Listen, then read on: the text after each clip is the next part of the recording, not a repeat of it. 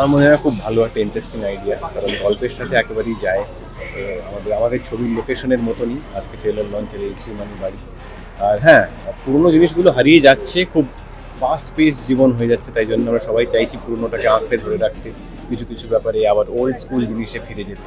তো সব দিক থেকে আমার মনে হয় এটা খুবই ভালো একটা লোকেশন চুজ করা হয়েছে।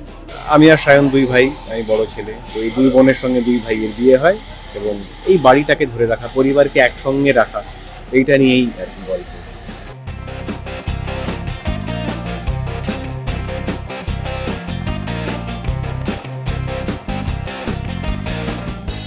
এই ছবির প্রত্যেকটা ক্যারেক্টারের সাথে আমার মনে হয় মানুষ রিলেট করতে পারবে, কারণ এটা একটা পারিবারিক গল্প শুধু নয়, সেইভাবেই প্রেজেন্ট করা, যেখানে আমার মনে হবে যে এটা আমার বাবা, এটা আমার জেঠু, এরকম। এবং একটা পারিবারিক ওতপ্রোত একটা পারিবারিক গল্প, যেখানে দুই বোন, দুই কাজিন, তারা তাদের পুরনো যে ছোটোবেলার বাড়ি, সেই এবং শুধু বাড়ি নয়, তার সাথে যে ছোটোবেলার মানুষগুলো, সেই সম্পর্কগুলো, সেগুলো খুঁজে বার করার একটা প্রয়াসে নেমেছে। তো সেইটা নিয়েই গল্প। বাকি তো আজকে আমাদের ট্রেলার এখানে অফিসিয়ালি লঞ্চ হচ্ছে, তো তোমরা দেখতেই পাবে। এবং ছবিটাতে কাজ করে অবশ্যই একটা অন্যরকম ফিলিং হয়েছে, কারণ এরকম ধরনের ছবি মানে বাঙালির তো একটা টাইমে খুব সাহিত্য নির্ভর কাজ হতো, বা একটা খুব বাঙালি আনা ভরা একটা কাজ হতো।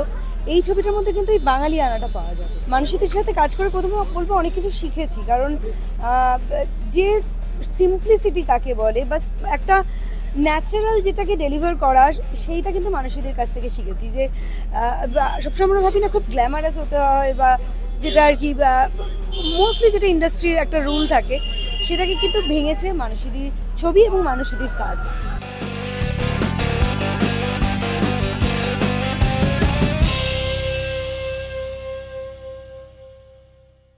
আমাদের দ্বিতীয় ছবি 5 নম্বর স্বপ্নময় লেন। আমি শুনেছি ট্রেলার মানুষের ভালো লেগেছে। আমরা একটু আশাবাদী যে আমরা ছবিটা না খুব যত্ন নিয়ে বানিয়েছি। আমাদের ক্ষমতা বেশি নেই, টাকা পয়সা বেশি নেই, কিন্তু আমাদের খুব ভালোবাসা আছে, যত্ন আছে, ইচ্ছে আছে, তাই দিয়ে আমরা ছবিটা বানিয়েছি। আমাদের মনের ভেতর অনেক কথা থাকে, যে কথাগুলো আমরা কোথাও বলার জায়গা পাই না। তো এই বুড়ো বয়সে এসে ঢাকা প্রোডাকশন আমার সেই প্ল্যাটফর্ম দিয়েছে, সেখানে আমি কিছু মনের কথা বলছি। তো যদি তার সঙ্গে মানুষ নিজেকে রিলেট করেন, আমার কাছে সেইটুকুই বড় পাওনা হবে।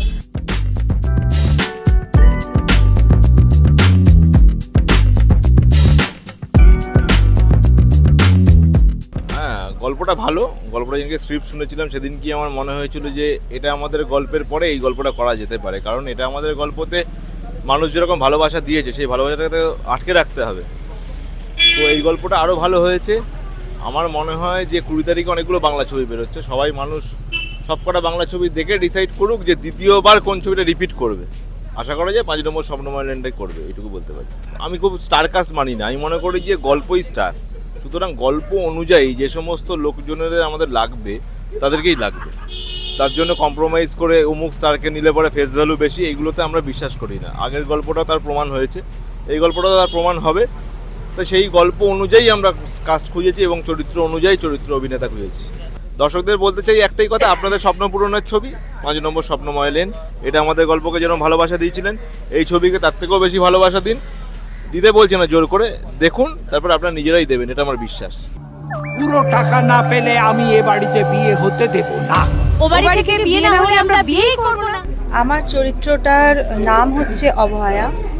এই চরিত্রটি 5 নম্বর স্বপ্নময় লেনের যে বাড়িটি দেখানো হচ্ছে সেই বাড়ির মেম্বার নয়, তা সত্ত্বেও এই বাড়ির সাথে তার যে লিঙ্ক আপ এবং কেন মানে কতটা ওতপ্রোতভাবে জড়িত, সেটা জানতে হলে তো অবশ্যই সিনেমাটা দেখতে হবে, সেটা তো আমি বলবো না। বাট এইটুকু বলতে পারি যে অভয়াকে সবার মনে থাকবে, মানে চরিত্রটা এমনভাবেই এই গল্পটার সাথে জড়িত আর কি। ধাগা প্রোডাকশনের সাথে এটা আমার প্রথম কাজ, আর মানসীদিকে আমি কো আর্টিস্ট হিসেবে পেয়েছি, সেটা যেমন প্রচণ্ড মানে সেটা যেমন একটা বিরাট অপরচুনিটি প্রত্যেকটা আর্টিস্টের কাছে, কারণ মানসীদির কাছে মানে একসাথে সিন করতে গেলেও তো অনেক কিছু শেখা যায়।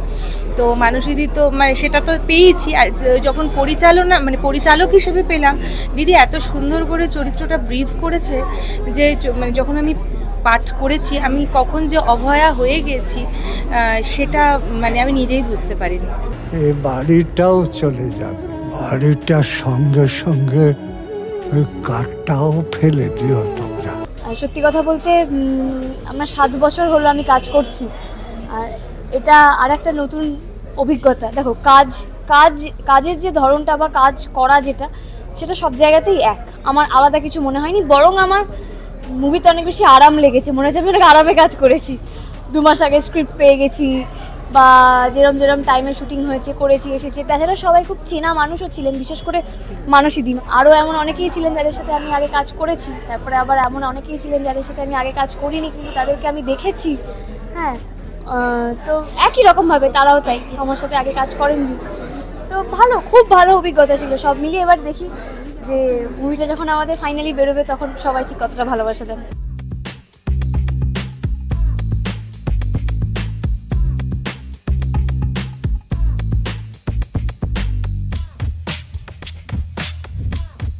চরিত্রটা সম্বন্ধে এক কথা যদি বলি, একটা মধ্যবিত্ত বাড়ির ছোট ভাই, বড় ভাই বড় দাদা আছেন আমার, অর্জুন চক্রবর্তী যে ক্যারেক্টারটা প্লে করেছে।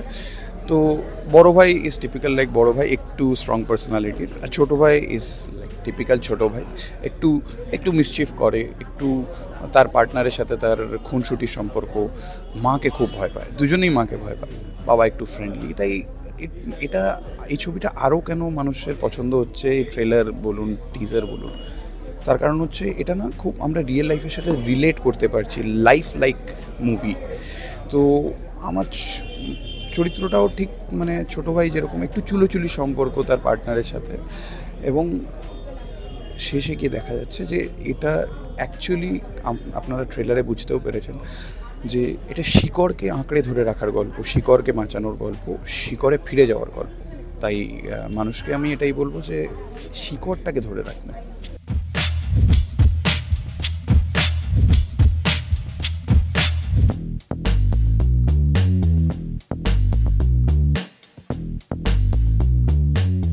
আমাদের এইটুকু পরিবার ছিল, এখন এত বড় পরিবার হয়ে গেছে। আমরা খুব, এবং এরা ভীষণ ভালো, ভীষণ ডেডিকেটেড, যেটা আমি বলছিলাম একটু আগে, আমার বিশাল বড় পাওনা হয়েছে। দর্শকদের এটাই বলবো, হলে আসবেন, ছবিটা হলে এসে দেখবেন। আমরা খুব কষ্ট করে ছবি বানাই হলে এসে দেখার জন্য, যে অর্জুন যেটা বললো, পরে আবার ওটিটি তো দেখবেন তো, কিন্তু প্রথম দেখাটা হলে এসে দেখুন প্লিজ। আর যদি খারাপ লাগে সেটা বলার জন্য তো হলে এসে দেখতে হবে। আমি থাকবো হলে শোনার জন্য, ভালো লেগেছে না খারাপ লেগেছে।